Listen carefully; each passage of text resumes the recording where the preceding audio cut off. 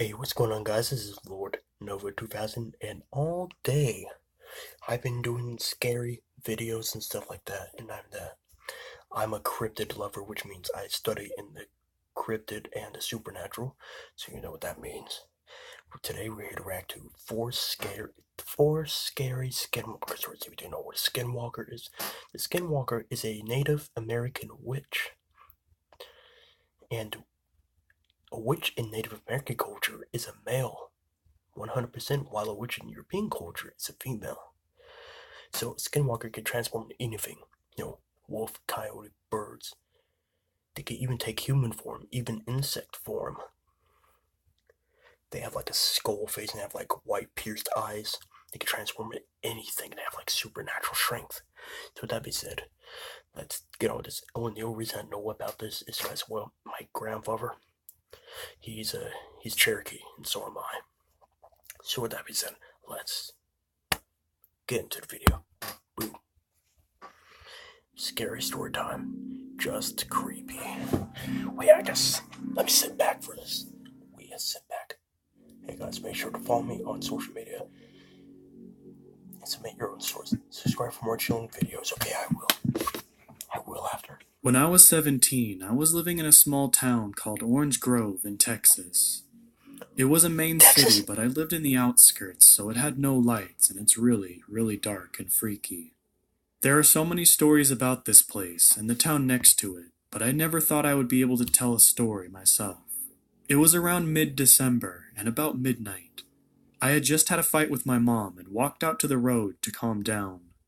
The roads there were narrow and rocky, and But what was the fight about? You wanted an Xbox or something, but you guys were broke or something like that. That or something else. I'm not sure. next to it is a cornfield. Thankfully, it was empty. But on the right side of me, there was a row of large trees that blocked out most of the land, and you can't really see anything. After walking for about 15 minutes, I started to hear a strange sound.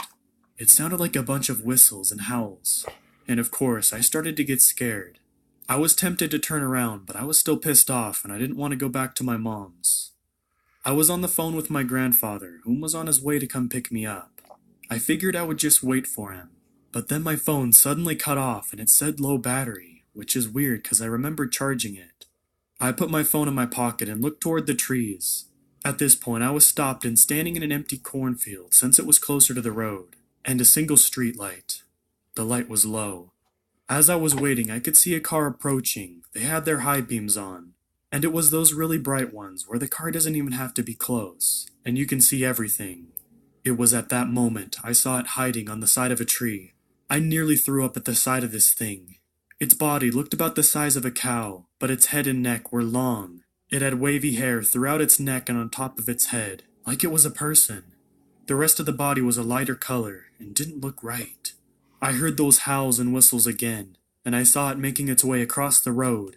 I was not as scared because I figured the car would see it and either hit it or stop and look at it, and I could just run back. But the car turned into one of the streets, and this thing was just walking to where I was. I ran to the street lamp and even past it. A few seconds later, this thing comes walking into the light, and I can see it clearly now. Its face looked like it was human, but the mouth was elongated like a snake or a dragon, and its mouth was covered with teeth. I nearly puked and started crying.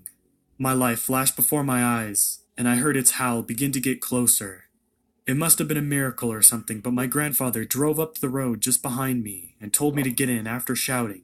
After all of this happened, I asked him if he knew what that thing was, and he didn't say anything. He just drove me to his house and never mentioned it.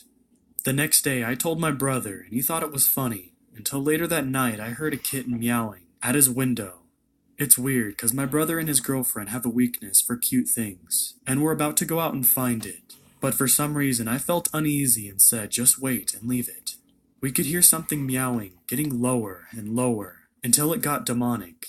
And it was just a long meow with some other sounds and whistles. Then it stopped, and we heard a loud scratch and a bang at the window.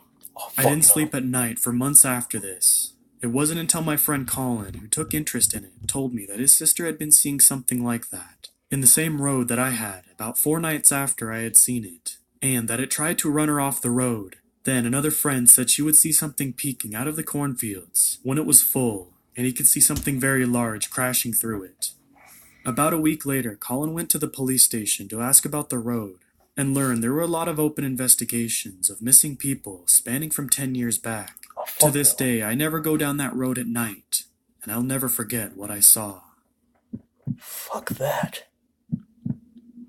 So when I was 4 years old, I Okay, lived in a another one. small neighborhood, decently wooded. I would have terrible nightmares in this house. I would always have the same dream. I'd be outside facing the woods and see a towering black figure. I never could see anything other than the outline, and I'd be in a panic and slowly walk to my house and look at myself sleep, like it would be an out-of-body experience, and I'd wake up sweating.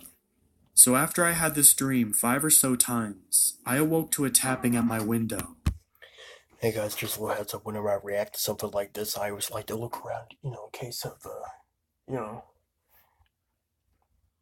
I mean, I'm kind of a wuss when it comes to stuff like this, but, won't hurt, just to check once in a while. And had an awful stench fill my nose. And I heard a voice. It was more in my head though, saying something like come outside. And I walked to my door, and I saw the gigantic figure from my dream, peering No, through me no. with yellow eyes, and I passed out from fright at the moment.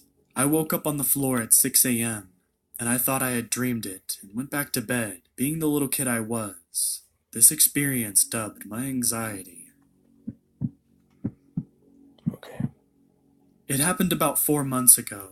I lived in the Texas Panhandle. I was in my Texas. room talking to my girlfriend at the time. She's of Navajo descent, and I had my window open, and I heard what sounded like an old-time radio static, and smelled rotting meat, so I looked out my window and saw a coyote, standing 7 feet tall on its back legs, looking around. So I shut and locked everything up. I heard tapping on the window for the rest of the night. I told my girlfriend what happened the next morning, and she came over and blessed me and the house and everything in it. Then she blessed herself and her household, and I haven't seen one since.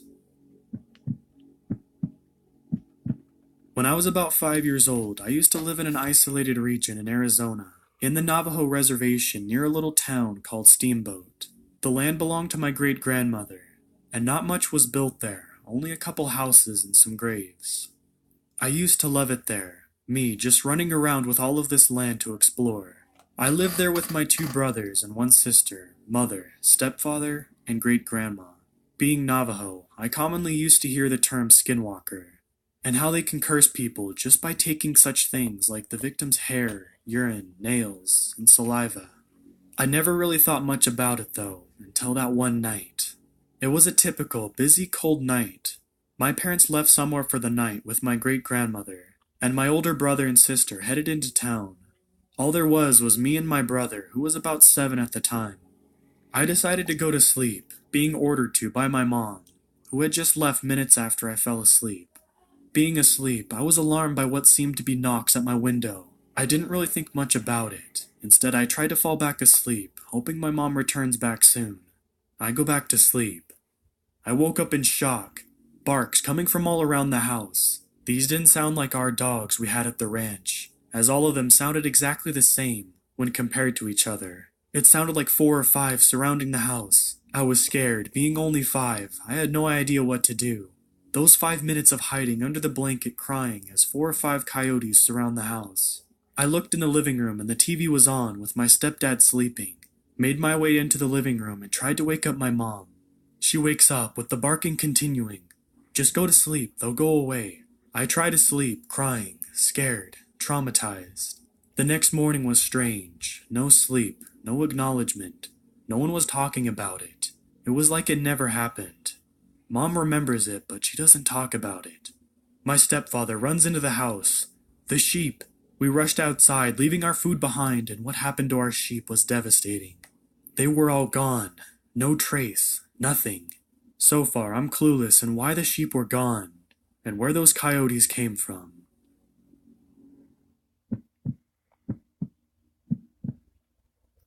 Hello guys, it's just Creepy, and welcome to my first Q&A video. I'm just gonna jump right into it. How old are you? I'm 21. Do you like Stephen King books and movies? Alright, guys. That was creepy as fuck. Alright, guys, so I hope you like this very much. Like I was describing, I'm a little off edge now, you know what I'm saying? Yeah, I think I'm just gonna end this episode off here. Alright, guys, with that being said, this is Lord Nova 2000 signing out, and I'll catch you guys next time. Peace out, you wonderful Nova soldiers. Love you all.